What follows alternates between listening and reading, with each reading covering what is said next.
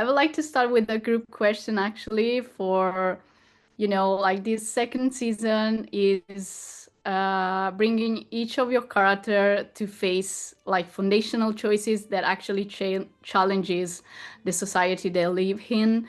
So how does your roles actually collectively address themes like duty, love, and loyalty? Sure, Mhm. good question. I feel like I feel like Lizzie has duty to her friends. She has duty to be a woman and act according to the societal norms in the 19th century.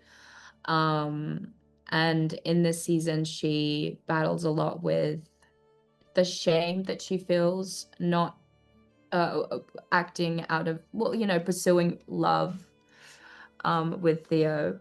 And I liked her, the whole affair with Theo. She battles, it's like a huge dilemma in her mind, and she battles a lot with just the shame she feels around not being able to balance her loyalty and her duty to her friends and Nan and the girls.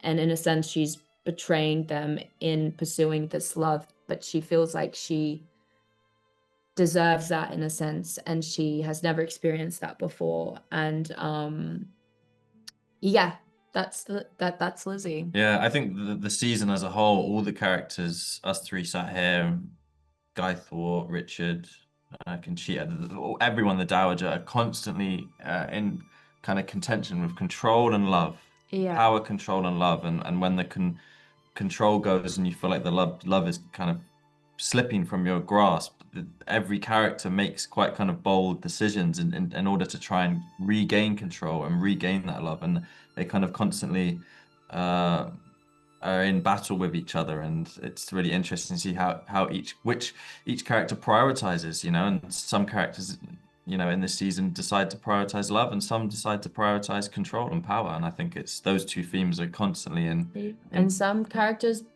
choose to prioritize duty, like absolutely, Nan, for absolutely, instance. yeah, I don't know, pushing conventional norms or duties. I feel like my character, in terms of the romantic side of things, is playing in a quite a conventional way. But he's an MP, he's a politician. So I feel Yeah. like the way that my character tries to push against those boundaries is he represents a change in culture and society where he is trying to push for rights, for workers' rights, for land rights. He has a relationship with Nan in terms of trying to amplify her voice and use her power as a woman and as a duchess to try to do good. And so I think that's where my character, if you're in the realms of what you're talking about, I guess that's where he fits in. Yeah. Yeah. He's doing his Actually, best. Jacob, I would like to ask, like on a peculiar aspect of your character of Hector, because yeah, you said that is more conventional, let's say, but he has also the sensibility, to catch some glimpse of what, is going to happen in, along the series. So I would like Okay. to ask you actually if you have based that on, a character that you love, maybe from literature or something, or it's only from the script.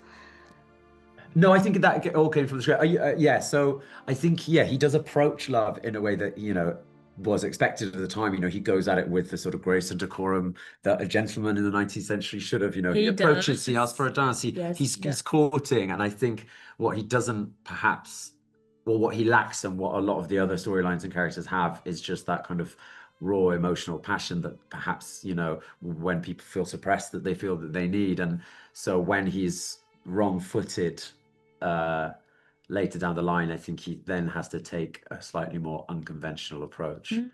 But I'm not sure if I can say what that is. But yeah, you'll have to watch the series. And I will say, I feel like, also, sorry, something popped into my head.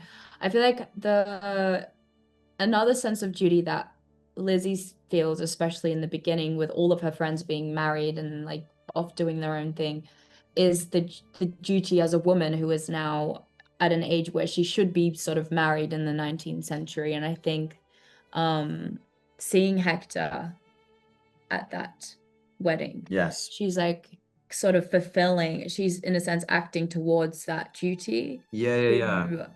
Fulfill Well, he like represents something. he represents that sort of like the life that she should be living with a nice eligible bachelor, Charming, good dancer. charming, good Yeah, dancer, all those things. handsome. Great jawline. Yeah, Come great on. jawline. That's Great That's one of your lines. That's one of my jawline. lines. Great jawline. Yeah, imagine. Yeah, it's not one of mine. Didn't age well, me saying that, did it? What? And Why? Aubri, like, one last question with Oh.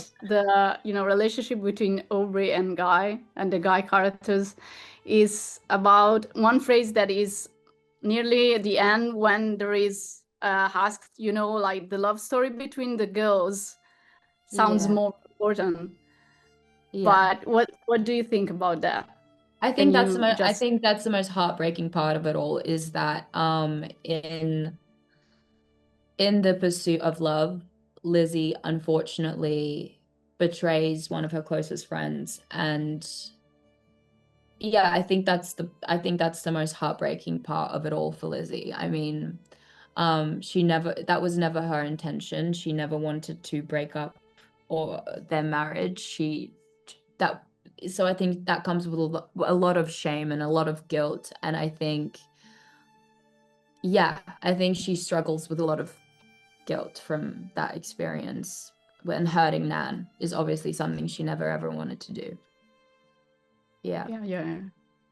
Okay, thank you so much. The time is already over. I really love that season, and everybody did like a really amazing work. So thank you so much for sharing your experiences. Thank you. Thank you.